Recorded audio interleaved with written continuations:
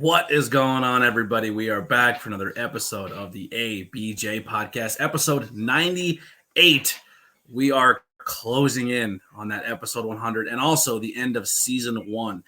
It's been a crazy journey from last October till now, closing in on the 1-year mark of the podcast, as well as a full season of close to 100 episodes, a little over a year because we started in 2022, but I wanted to extend it out. But seasons are going to kind of go in this podcast every year. So season 1 will be a combination of season of 2022 as well as all 2023. And then season 2 will be all 2024 if we can keep going, because life has been amazing for old ABJ. We're scrounging money to get to pay the bills of the podcast. No longer have a sponsor, so if anyone's looking to sponsor the podcast, you can do so. Hit me up a message, as well as support and links are below if you want to buy some merchandise or join the Patreon and get early access, as well as just general support for the podcast. There are donations as well. If you don't have the monetary value, I get it. We're all broke. This economy sucks, and the world's in a shitty place. So the best way you can help me is always hitting that like and share and subscribe button and help out. All that, just the word of mouth and watching the content and commenting and interacting helps more than you know. So that is all appreciated. Also, make sure you check the links below for my guest, their social media, as well as places you can find and support them. Episode 98 will be with Shane Fair, one of my favorite ring announcers in the business. Takes this job very, very seriously, goes above and beyond to make sure anyone who brings their own equipment for the job when they don't have to is A-okay in my book. Dude takes himself very seriously, very, very talented.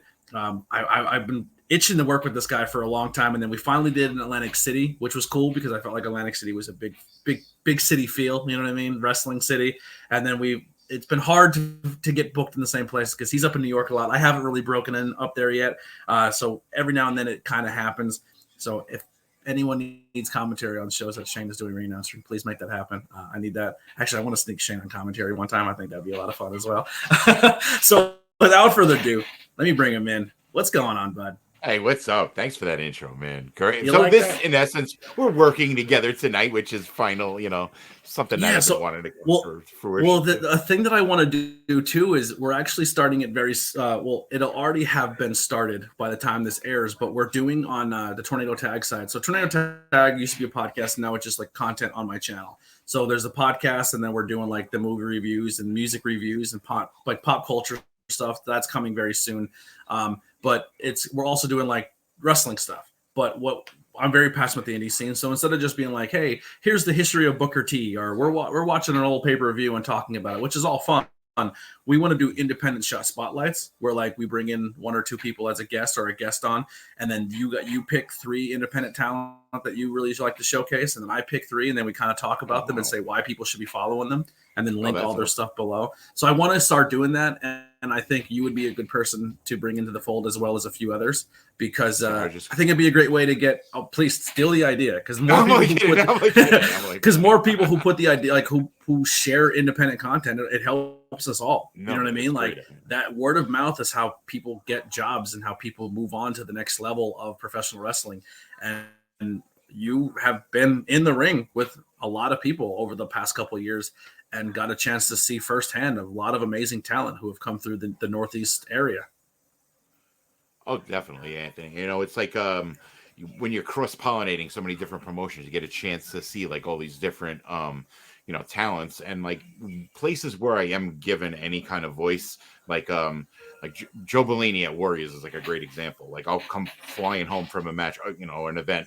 Oh, Joe, you gotta book such and such. Oh, really? Who do you think they'd be good against?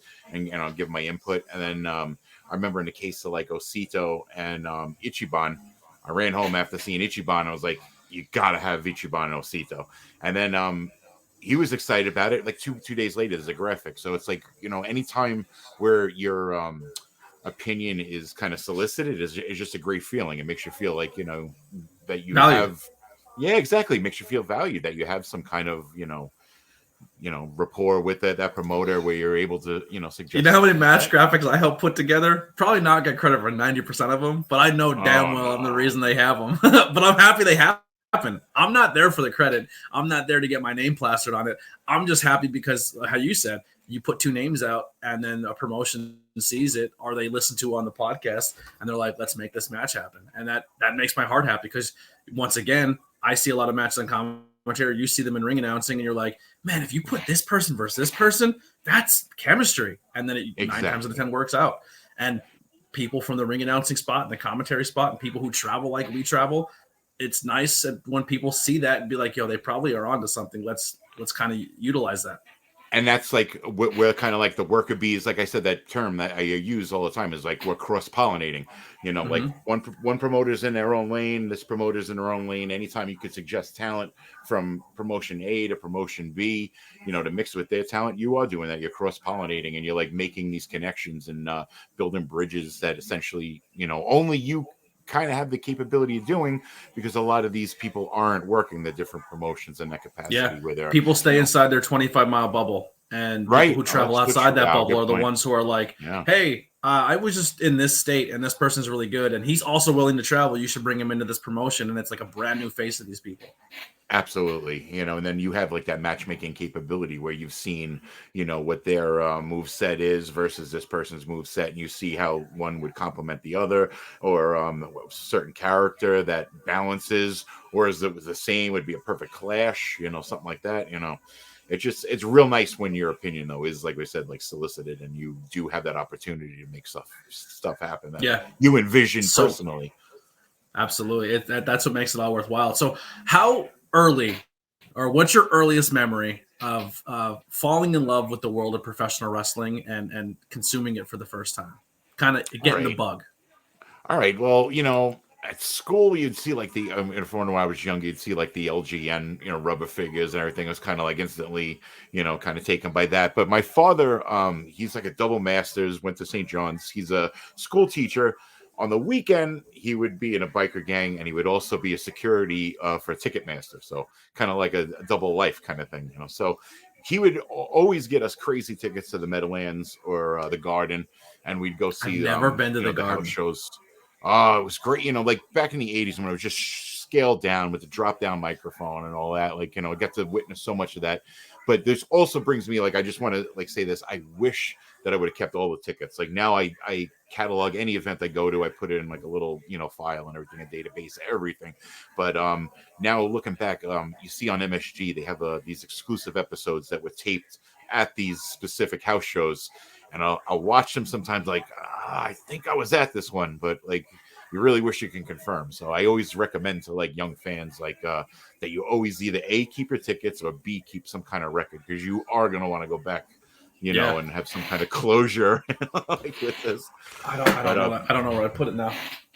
I don't know where it went. I don't know. I had it all set up, and I think someone moved it on me. But I didn't get a physical ticket for it, but I have the wristband. MSG is like probably my number 2 venue that I want to go see. Right. Other one's Hammerstein, and number 1 was Wembley, and I got to knock that off the bucket list. I was actually all in. Yeah. Oh, that's crazy. It was sick. It was unbelievable. But yeah, I definitely see So I have the wristband that says I was on the pit, like on the pitch. It says pitch access. The pitch A, yeah. So difficult. You're so difficult. Yeah. Well, actually, I'm sure we're difficult. King's English, as it were. I have this whole argument with burgers and like the difference between a burger and a sandwich. When you go over there and you get a chicken burger, because if it's on burger bun, it's a chicken. Everything's a burger. If it's on a burger bun, that's not right. I don't like it. I hate it. We need to go over there. This is the war should be fighting.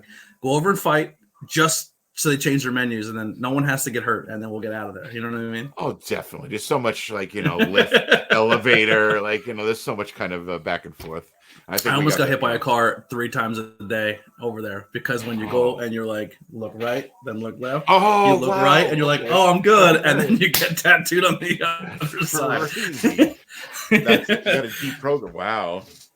It was wild. I got to get inside one of those taxis. I don't know if you've ever done internet research. There's a whole website dedicated to taxis in England. Adult site, we'll say. I was in the taxi. I was like, Oh, this is why they shoot them in here. There's a lot of space. Oh, okay.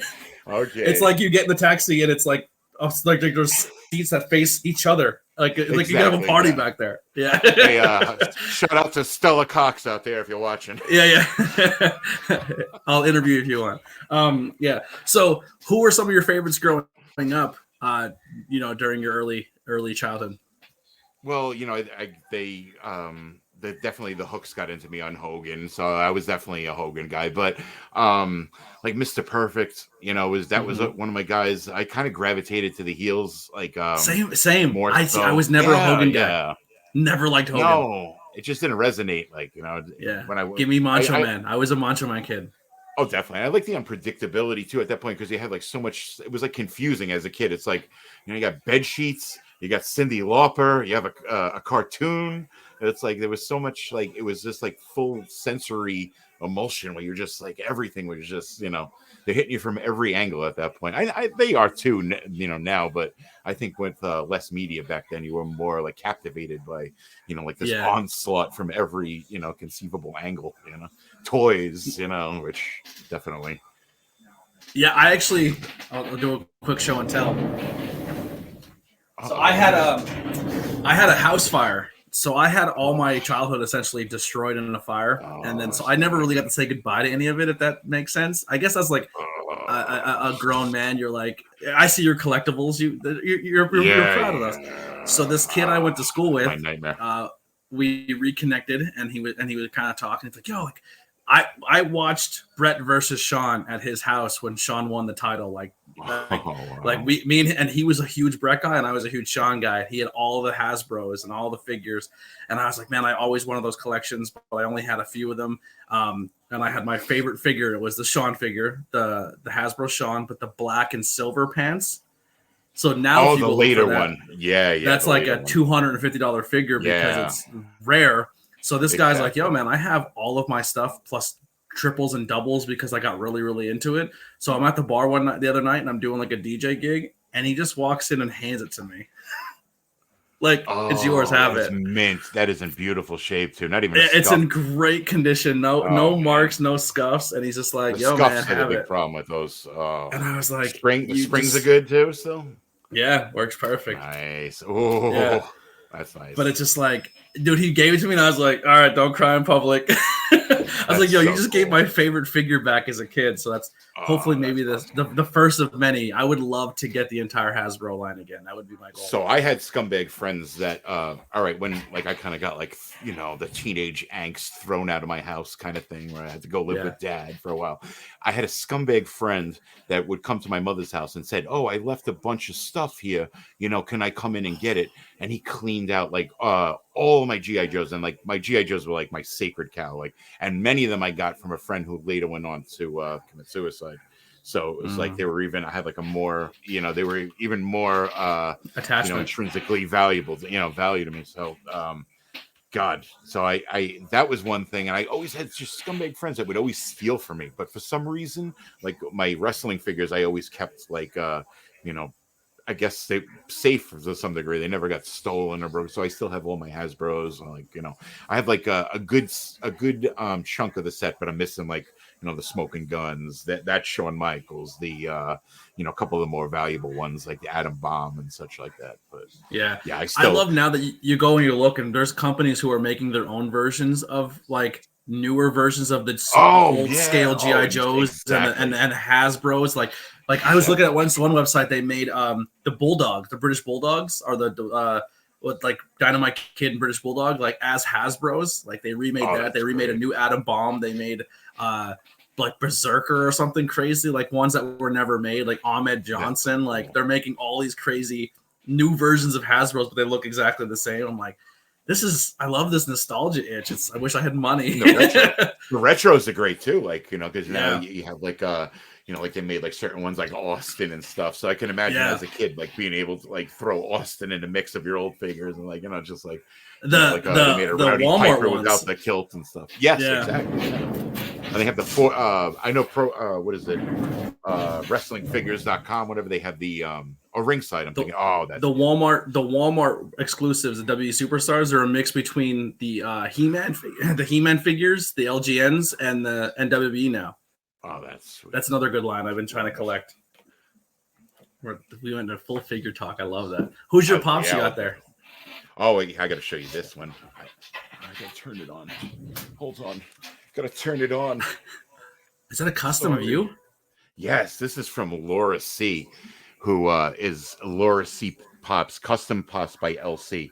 And she did like the sequin with the white gloves and everything. And I got this, the little ring, but yeah, she did such an amazing job on it with, backwards with the sequins. That's so and everything. Sick. Oh, it's the greatest thing anybody's ever given. Someone made me a figure, but I've never seen them. But they took they took like a Mick Foley body, and they might have just kept Kevin Owens' body. They just took Kevin Owens' body and then put like AJ Styles' hair on it. Okay, so it's Kevin Owens' face and beard, and then just AJ Styles' hair, and it's the ABJ figure. I love it. Yeah, it's awesome. I love it. Oh man, that's a good one. It's the only time I ever had something custom made for me, but I didn't get to keep it. He still has it. He I guess he uses it as his figure fed. So I'm on commentary making some kind of ritualistic activity or something. Yeah, which I'm cool with it. It exists. It's out there. As long as it's working, that's it. Yeah, he's getting more bookings than me. The figure.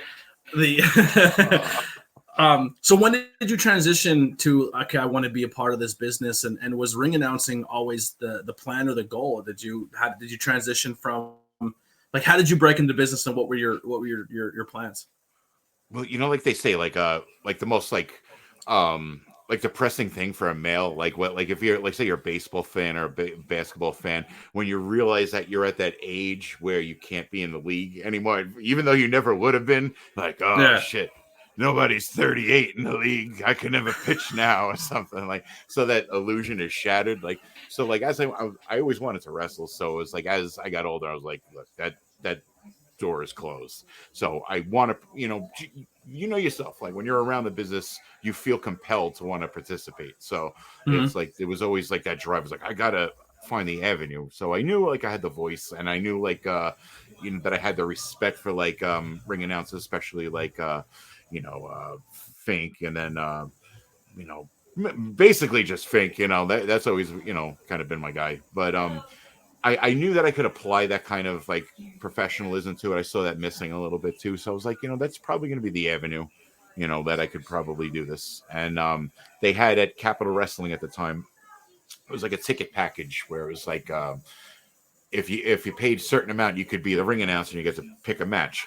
So the first Capital I go to, and it was some Gavone, I could say that I'm Italiano, but some Gavone goes, he goes up and he's like, hey, all right, the next match is scheduled. I want to go 1-4. Hey, I don't know, this guy over here. So like, I'd book him. I would love that guy. And I was horrified. I'm like, wow. I was like, and I'm looking in this setting, and I'm like, I would love to do this. So I was like, right away, I was like, if they offer this ticket package again, which I hadn't known about previous to this, Paisan, and I was like, I want to do this next time. So at the time, the guy put the ticket option in. I bought it instantly and everything, and then they said, who do you want to announce? So I looked at the card. And I was like, Sonny Kiss. I was like, I'll do the Sonny Kiss match. And I was like, let's do it. If we're going to do it, let's, do it right. So, sure. Got that match. So, I go there, and I expected like to be handed all the information and such like that. So I was like, all right, so what do I go about getting the weight and everything? He's like, oh, you got to go ask them. You got to go in the locker room. Oh my God. I didn't even do that work for you. Yeah, so I'm like, oh shit. I'm like, then I was like, this isn't gonna be good. Like, everybody knows me as a fan. I'm like a very vocal, supportive fan. So I go in the locker room, is exactly like what I expected. Like, everybody's looking at me. There's this giant, I I guess like it's under cathedral, so it's like, you know, like that Monday through Friday kind of cleared out cathedral underneath the cathedral. It's a giant room, and everybody's looking at me like, what did this guy get lost? Like, you know, like they're looking at me like it was a little weird. And I wasn't just imagining it too. It was like a little strange. Yeah, no. First time I go to a new promotion and I'm the first time in a locker room, as a commentator, I'm not comfortable, but like I realize that this is technically not my place, and you have to handle it a certain way. Yeah. Right. That's what sets you apart, like how you conduct yourself in a locker room. Yeah, oh, definitely. You got to have respect for it too. Like you can't be just like, you know, and you also have to be protective of it. Like I don't like seeing people that aren't on the show coming and hanging out in the locker room, like especially if there's female talent getting changed and such like that. I'm 100%. A little protective of that and such like that. So, you know, I got the information and everything, and then I forgot. I think somebody said to me, I know who, but it said something like, "Oh, did you get lost or something?" Or like there was some kind of like comment. So I got the information and I, you know, went through with it, and I feel it was like love at first speech for me. Like I just, you know, was instantly in love with it, and people kind of confirmed afterwards that I did a good job, and you know, said, hey, if you want to keep doing this, you know, there's a place for you. We could, you know, the initial thing was BWF, like do 15 matches in a 102-degree sauna in the Bronx on Close Avenue, like so. You know, I did, you know, like that's where I made my bones. I started there. I started a pro wrestling academy in Connecticut and Cheshire, Connecticut. And just from then on, it just accrued more and more promotions. And I've never to this day, it's a streak that I want to keep going, that I've never asked to be anywhere. It's all been a word of mouth and, hey, are you busy on the 17th? You know, that kind of like, I want to keep that intact because I equate it to like, you know, giving the girl at the bar your number versus the girl at the bar giving you her number. Like there's a much better percentage that the girl who gives you her number probably is interested in you versus, hey, you know, why don't you call me? And the girl crumples it up, you know, like, so like, I feel like that the interest level is already there. Like it's a kind of, I guess it doesn't show like very much on the self-esteem on my part, maybe, or I'm not doing it out of an arrogant way. Like, oh, let them come to me. It's more like, are you sure they like me? Like, so yeah, 100%. Even booking interviews, I'm terrified to reach out to people. Like, I'm like, oh, this is not gonna go well. And everyone's like, what took you so long to message me? I was like, I don't know. That's what I would imagine.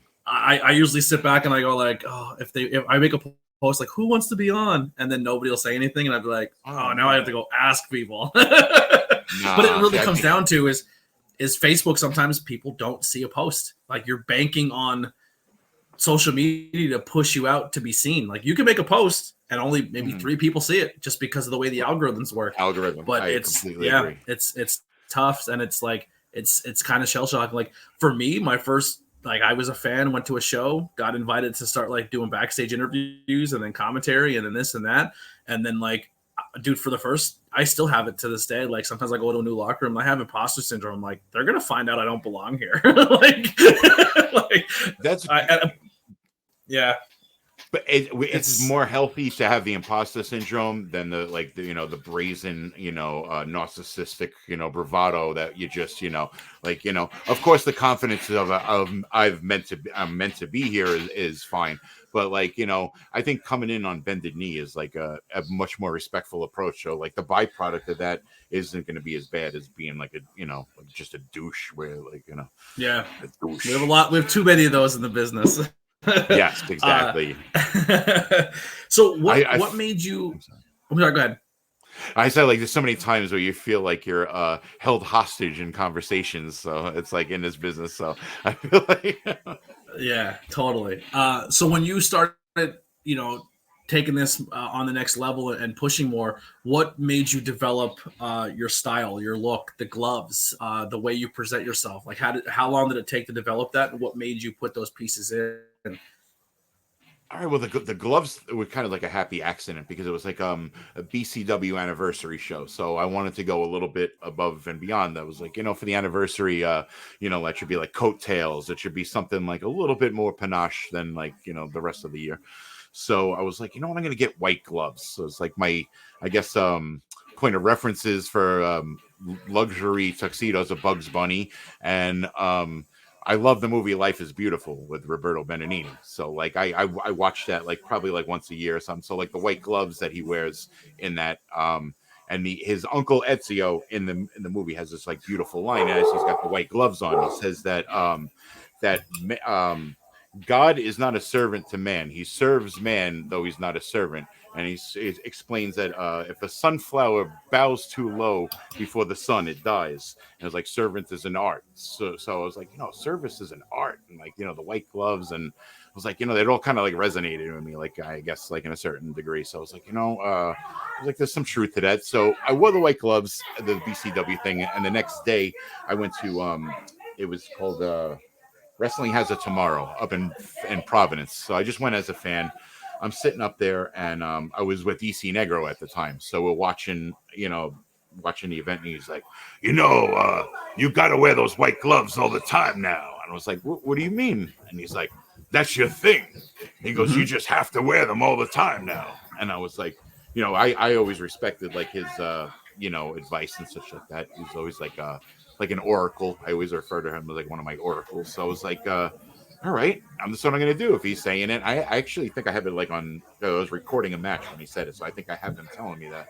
So I got to dig for that because that's like special. Like, cause when I first seen you, your voice and the way you present yourself caught me, but because you meet so many people and names are just all over the place. And the name didn't get me first, but what got me first was the gloves.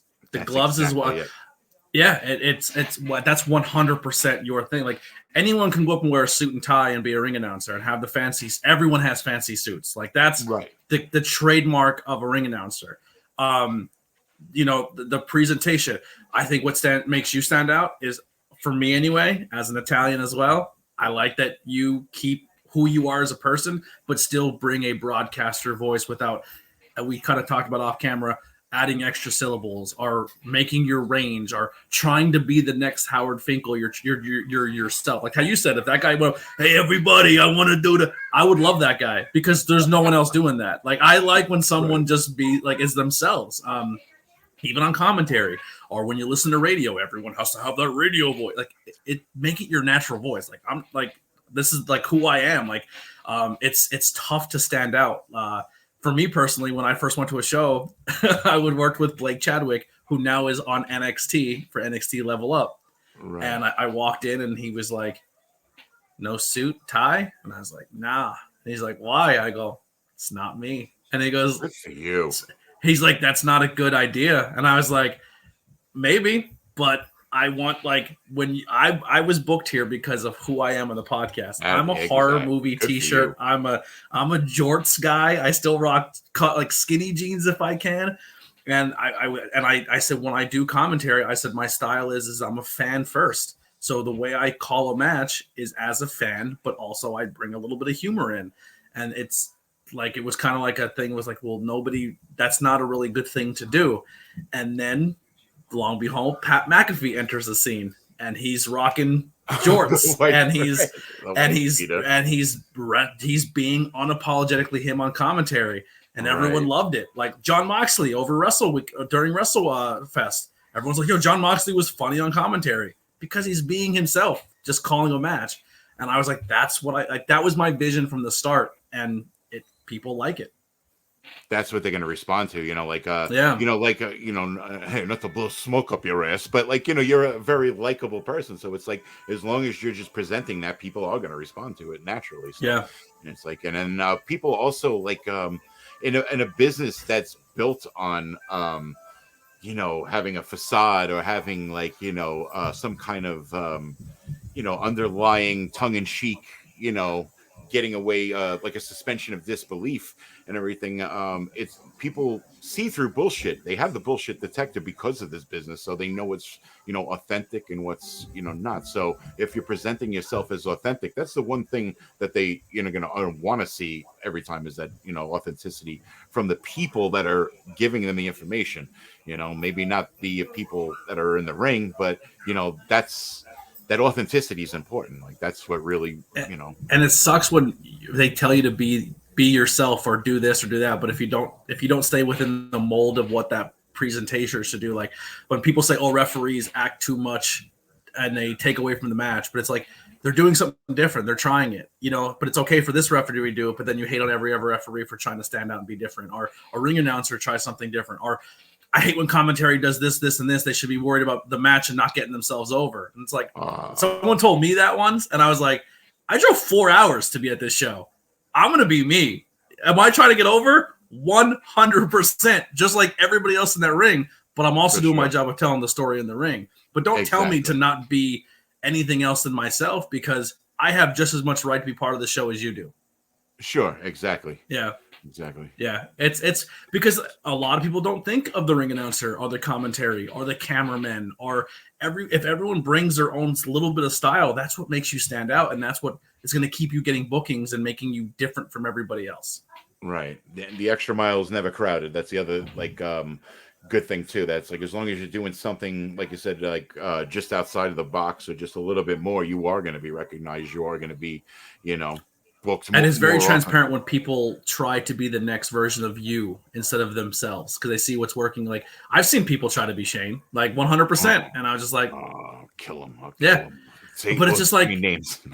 Yeah, but it's just it is what it is, because you stand out. You carry yourself in a different way. And another thing I really respect about you too is you came in as a fan who bought a ticket to possibly get a job, realized you liked it, fought for your spot, kept going for your spot, but then also said like, hey, how do I become more involved with storytelling or booking or this or that? And you did something that was really cool. You helped put together a charity basketball game where the talent played against each other. Like that, like you're a ring announcer who took the extra initiative to say, how can I contribute more in this business? Oh, that was the greatest, experience. It was, I don't know, it was so emotionally, I was very emotionally invested. So. All right, give me like 20 minutes. I'm sorry. You could. Everyone. No. So I was very emotionally invested. So there was like a lot of ups and downs to that. But like that, the end result was like over $10,000 for Miracle League of Mercer County. So like that, I wanted to pick a charity. First of the event, it was chicken or the egg. The event came first. I wanted to do a charity. Next, logical question was, what charity can we apply this to? And I wanted to make it a charity that affected a fan that was close to wrestling and close to us. And at the time there was a fan, Azalea, and I was very good friends, very close with Melissa, and we saw that like what happened with Synergy. So the first thing, we won't even talk about that. Everybody knows that pretty much what happened at Synergy. So when that happened at Synergy, not only was talent disenfranchised, but you had a lot of fans. Like the first thing you think is, how does one explain this to their child? What happened and why, hey, next month we're not going to Synergy Wrestling and such like that. So like that was kind of heartbreaking in itself. So it's like, we have to do right by somebody who, a charity involved. It worked out perfectly, that this was a fan of Synergy. A large contingent of the charity, like Matt Vertigo, TJ Crawford, were all people who wrestled at Synergy. So a lot of them were hurt and disenfranchised at the time. So I was like, let's take this energy to help children instead of like what this asshole did, at Synergy. We'll take everybody that was, fallout or caught in that kind of whirlpool that afterwards. We'll take all this energy and we'll blast the fuck out of it the other way. And we'll do something positive for children. So that was the reason for involving a lot of people from Synergy. Like personally, that's why I put them in, because I wanted them to reverse the curse, kind of. So that was it all worked out. Everything just constantly fell into place. But like when you're raising that kind of money, I promised $5,000, and we were getting close, and the money wasn't going up. We're like, I did the draft night fundraiser. We did like there was people like Kevin Nasta and like all sorts of other people that donated a bunch of memorabilia and such like that. We had auctions and such. So raised all the money, and it was still like 2,000, not much. And every night I remember going to bed like just like stressed out. It was like I felt like it was aging me like so badly. And then like this momentum just came like right at the end. And then I guess it felt like once people saw it was going to be a success, then they were like, all right, I could put some money into this, because like now it's like I see it's gonna. And then with admission, with everything else, we raised over $10,000 when the goal was 5,000. So it was like, how long into the business were you in when you took up this adventure? I would say 3.5 years. 3.5 years. Yeah, it was about 3. Because that could be a thing too. Is like trying to step forward and come out of your comfort zone to do stuff. And in this business, you have a lot of like people are quick. Like, I don't know what, like, who's this guy? Exactly. Like, you know what I mean? Yeah, exactly. And then how about this too? It was like, how do you explain to a charity that everything's on the up and up when you appear out of New York, in the middle of Trenton in a cornfield, and you're like, hey, I want to raise some money for you. Hey, is that okay with you? Like, the guy, like, I think there was a little trepidation where it was like, I don't, you know what I mean? Like, I did the same exact thing. I did I did a music festival. Yeah, I did a music festival, and I never played an instrument in my life. But before I got into the professional wrestling side of thing, I was very passionate about the local music scene. So I tried to put together a festival. No experience, no nothing. It went off without a hitch. Everyone got paid except me. I got broke on that one, but took a hit. But it was fun. It was a good experience. But then, like, that's why I shifted over to the wrestling side. But then I was like, for Toys for Tots, I was like, well, how can I help for Toys for Tots? So it came about, and I got all the venues, I got all the musicians, all the bands, everything locked in. I just needed Toys for Tots for approval. Probably should have gotten that first, but I wanted to show them that, like, hey, I'm not messing around. This is all done. I just need you. I just need 3 boxes. You don't even need anything else. And I try to make it as easy as possible for them. And I end up doing 3 venues in my little coal region towns that are like 20, 30 minutes apart. And I had one here and another one 30 minutes away here and another one 30 minutes away here. Each venue had 3 bands each that donated all their time to perform for free. Sound guys, you can get into the bar for free to see 3 bands each. All you had to do was give a toy. And any money at the door, if you didn't do a toy, all went to charity. And the guy was like, I don't know who you are. I don't want to do this. And I was like, all right. I said, well, then I'll just find a different charity and I'll go from there. And I went to walk out the door and he goes, hold on, here's some boxes. Let's see what happens here. I'm a little desperate. And it was like right at the deadline. And I showed up the next day with 4 or 5 boxes full of toys and like a couple $1,000s worth of like thing. And then I brought it to the place where all of the toys were set. Like, I'd never seen that side of the charity before. I walk in and it's just like 6 old ladies. And when I say old, I'm not being rude, but I'm like dedicating their time, struggling to move around, and they're just in a warehouse, gymnasium filled with boxes and boxes of toys and bicycles and all this crazy stuff. And I remember bringing oh my God, I'm going to try not to get emotional when I say this, but I brought the first box in, and I remember bringing them all in, and I handed their envelope, which is like, this is amazing. Like this is like the deadline. Like, you just brought them in, a whole 9. And she looks in the box and she sees a giant plushie of Captain Marvel. And she's like, oh my God, that's going to be perfect for little Tiffany. And she grabs it and runs it across the gym, goes through a whole maze of boxes and puts it in the box. She had them memorized, thousands of boxes. She had each kid's list memorized. And I was like, just question what's the Miss Marvel? She goes, this little girl is obsessed with comic books and stuff, but she had no characters. Like, she goes, if she can get a female character, that would have made her day. And that Miss Marvel came in, and she just like picked it up and ran across the gym. And I was like, yo, the pride that this people are putting in, all paid off. No benefit to anybody. They're not getting paid to do this, but like, she remembered this little girl's list and realized that was the one item, and then that show brought in that one eye. Like, it was just such a cool experience. So like, that's awesome. Seeing your basketball event, like, that was another reason why I like really put me on the map for you, because like, I've been in those shoes, and it's not easy to put together stuff. No. And how you said it all paid off in the end, you're like, it's like that whole like sigh of relief that once it's all over, you're like, oh, we did it. You know what I mean? Like, definitely. Yeah. And like, I made sure I got like that giant check that like it hardly fit. The Michael Scott check. I was like, I'm gonna spike the football. I was like, yeah. Who that played in the game that shocked you, or who played in the? Maybe I'll go into the counter of that. I was just like, who sucked that you thought would have been more athletic at basketball, but they were terrible. But I was just say, you. Yeah. Who shocked you as a good basketball player that you weren't expecting? Vertigo. Matt Vertigo, I think, was like really good.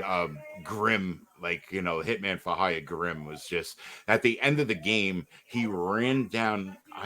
He ran down to like the key, and he turned around, took steps back to go past the 3-point arc, and then pulled up for three. And it was like, I think they were down 2, and it was like the go-ahead basket. But it's like to see he ran past it. It was like it was so devastating the way it took all the morale out of the face team. But he crossed the 3-point line, took almost to the key, backpedaled to the 3, and pulled up a 3. That was rough. Saeed Al Sabah, who is like, that's like my closest friend and like from wrestling ever. And we have like so many just like goofy ass memories, like just like hanging out extracurricularly. And he did like a kip up when he like got knocked out. I was like, wow, when do you see a kip up in basketball? In basketball. Yeah, I was like, that's so cool. Like, Well, listen, like, I was obsessed with basketball growing up. I was very, very athletic. Don't let this Buddha body fool you. I'll probably die or get hurt or dislocate something, but it happens all the time. I'll fight through it. But if there's a basketball game part 2, I need to be a commentator representation. Oh, hell yeah. All right. I want to play. I have not played basketball in probably 6 years. But when I seen that game, I was like, I would have liked to play that game. That'd have been fun. But I was so new to the scene, nobody knew who the fuck I was yet. Bro, but GoPro is like they are the ones that put like it could have just put any game live. The jerseys were so cool. Oh, that was my favorite. That cost me like $2,300 out of pocket. Truth be told, that was out of pocket. They were amazing jerseys. That.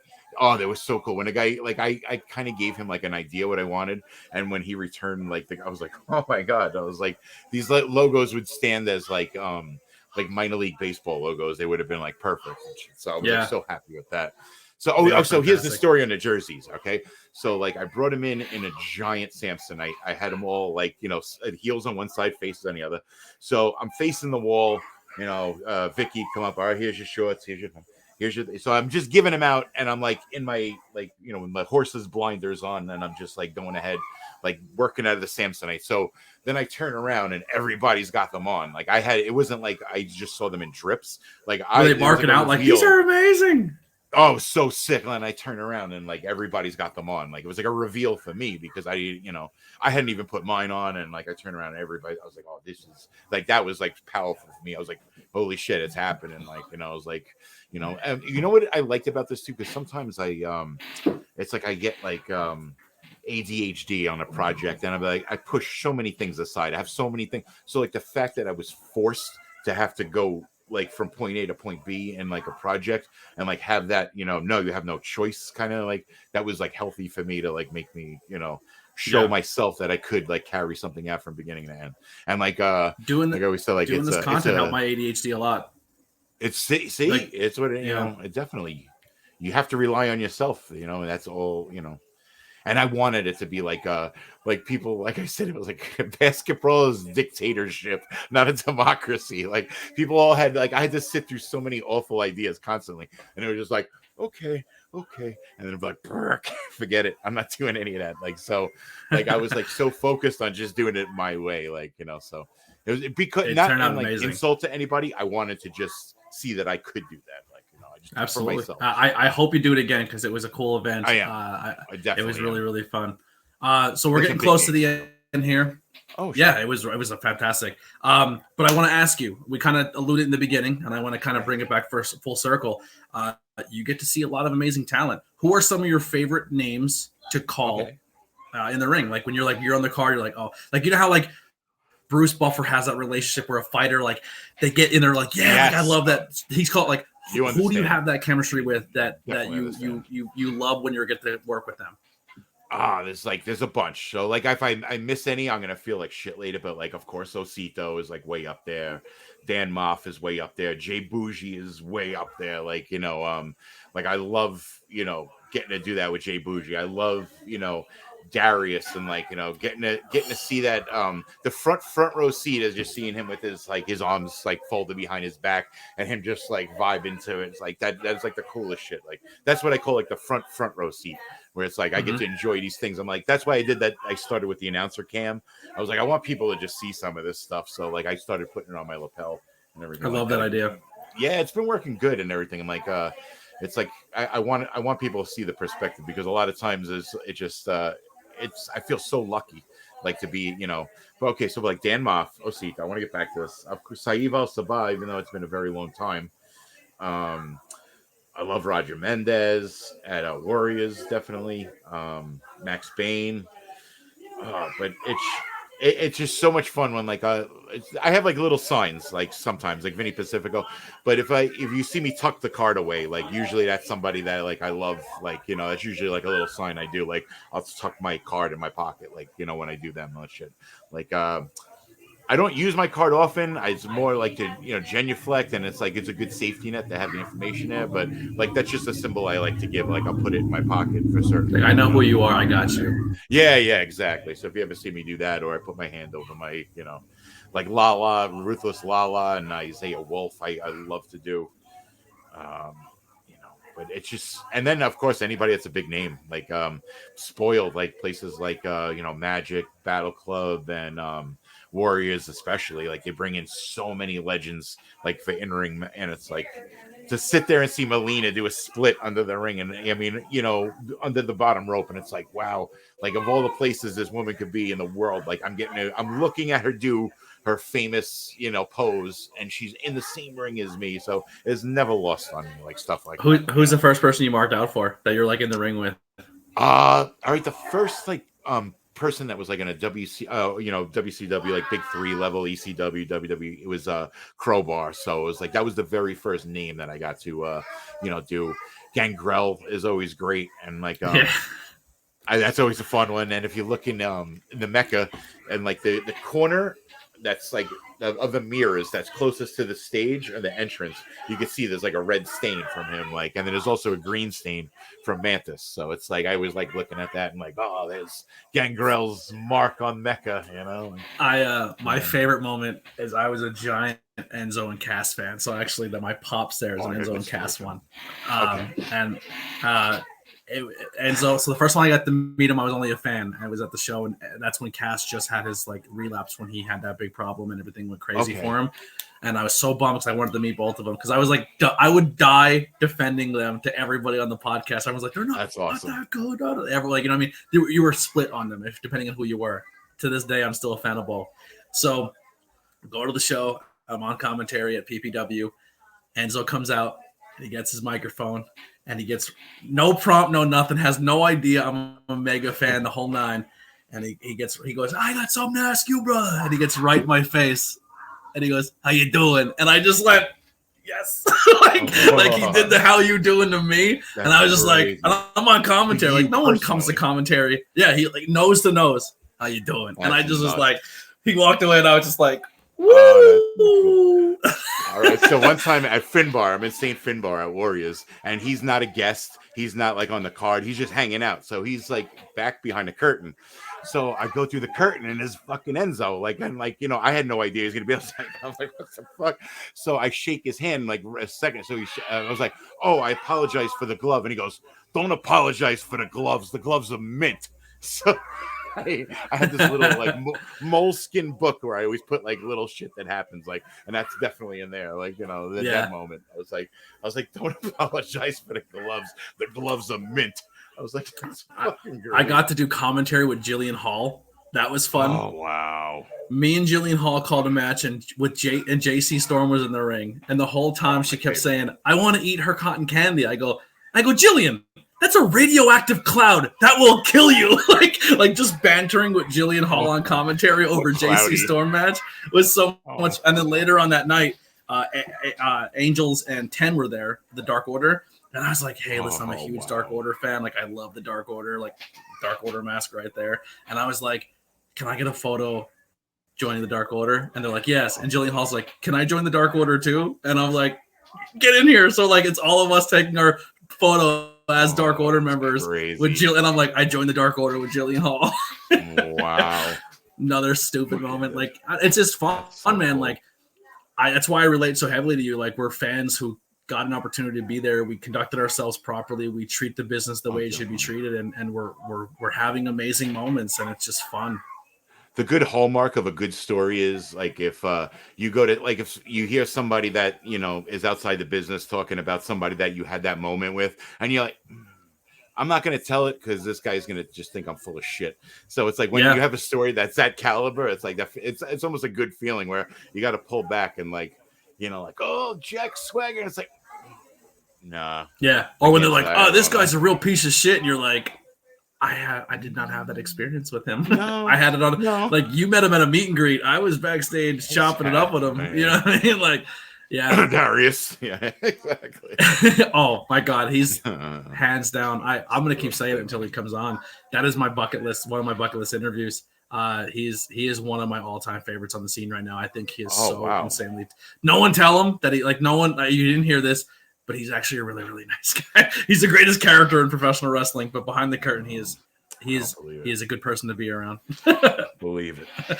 I'm sorry, I'm breaking the mold for him, but he's just he's someone that you want to have a conversation with, and after you have a conversation with him, you feel better about yourself in this industry, and you just pull stuff from him that helps you, whether you're a commentator, whether you're anything. He's a good person to bounce stuff off of. Oh, he'll hold court too. Like if you're having a conversation, he'll hold court, and like the masses will, kind of like that hack people listen when he talks. Yeah, nothing attracts a crowd like a crowd. Yeah, definitely. Mm-hmm. So, who are some independent talent out there that people should be more aware of that you've been seeing on the scene, or some talent that are not getting, that you said the respect they deserve, or some promotions that more people should seek out? Well, definitely, like, Roger Mendez out of Warriors. He's like a thoroughbred, he's like like we say, a 5-tool player. He's got everything, so he's definitely one. Marcus Mathers, I see, is getting, every time you open up social media, he's got a new championship. So I don't think he needs to be put over, but maybe Wasted Youth together, that's definitely, one of the best tag teams going. Steve Pena, he's always he's a living gladiator. So I think, like, he should be out there a lot more. Osito, everybody's woken up, to Osito. Everybody knows, what he brings to an event. So, I love, like, Alex Ryman's doing like the best work of his life right now over at Magic. Like, who else? I'm trying to think who at BCW. Well, I always love Notorious Mimi. I always think she's like one of the greatest there is. Yeah, I mean, there's so many right now, but I think I named like most of the ones that I'm very strongly supportive of, for sure. JC Storm, of course, and you don't have to put her over. She's in a new, she's a globetrotter. She's that New York scene for me. The first promotion that I fell in love with without even seeing one of their shows or anything, but just because of the students that have came out of that school. Hog. And you work with Hog. There's not a talent that I've met that came out of that school that I didn't fall in love with, who I didn't become super close with, who every time I see them, I want to hug them. Like Main Event, Evander James, JC Storm, Rembrandt, Cosmic, like when they were a part of that at one point in time. Like they're just everyone who, like Charles, like I remember Mason before he was a serial killer, like, and he was kind of in between babyface and heel at certain places, and he's taken over the world. Like the people who have come out of that school just conduct themselves differently, and that's a great New York school. And that what's the one that they're at? A lot of them are at now. The battlefield. The Fallout Shelter. The Fallout Shelter. That is a promotion too. Warriors Training Center and Hog are the three best in the city, as far as I'm concerned, and like all three of them are turning out, constant, good, good crops of talent. I think Warriors is like really unsung, like with like they have a crop, that included like Max Payne, Roger Mendez, Dexter Obsidian, and like all these guys they're good to go with anybody, like anybody that comes through there, like on a WWE, former superstar level, they can go toe to toe with, and the other school there that I never got a chance to do up in New York, but every talent that came out of there I love is Gleason's Gym, Johnny Rod's school. Oh, sure. Definitely. Got to get up there in the New York. When I get my car back, I'm coming up. I'm going to explore that New York scene. I'm not booked anywhere anymore, so I might as well, when I come back, just kind of, I want to re-enter the world of professional wrestling more as the fan content side of thing. If I'm welcome backstage, cool, but that's not my goal. I just want to kind of go and be supportive. I want to kind of go and be supportive and go that route.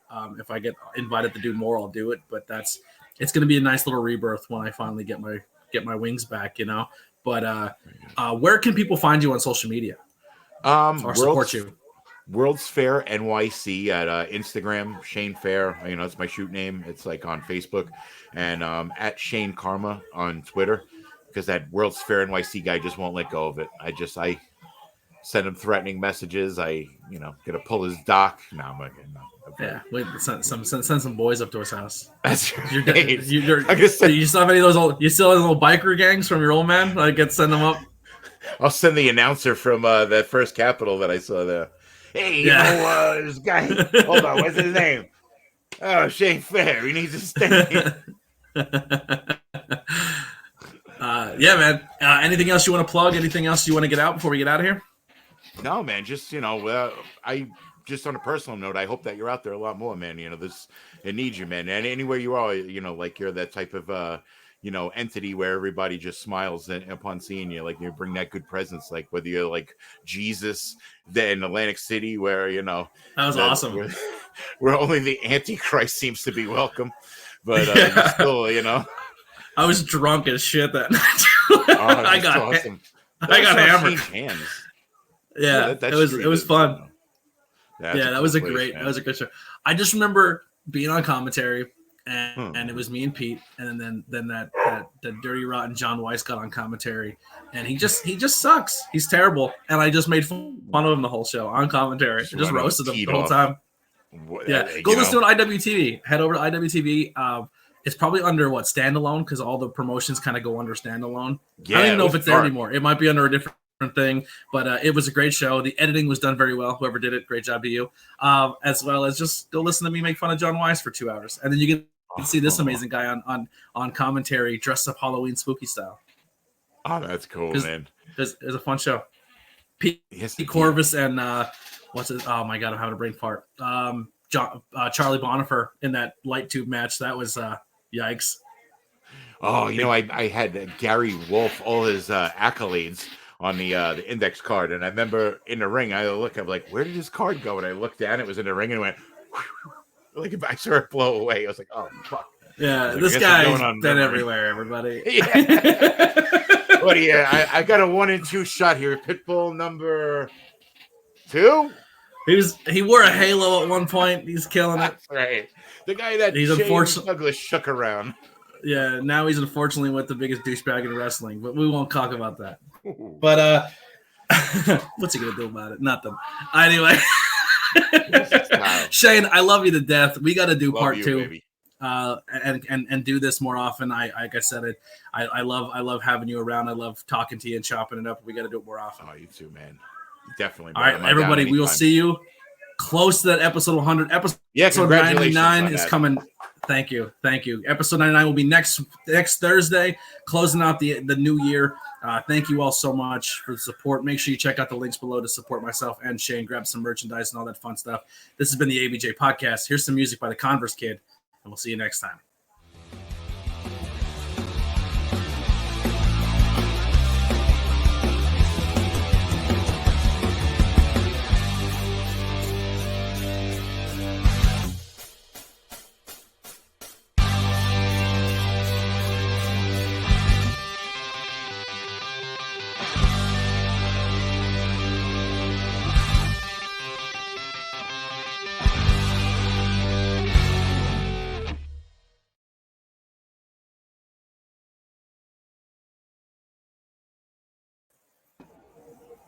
Alrighty. So I do got to get out of here. I have people downstairs. Yes, sir. Coming up the whole time to me. The whole time I'm recording. Hey, do you use Discord by chance? Not really. Like I'm on Xbox too. I really probably should and shit. Yeah, if you ever get a Discord, let me know, man. I have a really cool community. A lot of people were really excited for this interview and like to talk to you and hang out with you if you ever want to come in and talk wrestling with us. Oh, anytime. Yeah. There's people that wanted to do some stuff with you, but unfortunately I gotta cut out of here.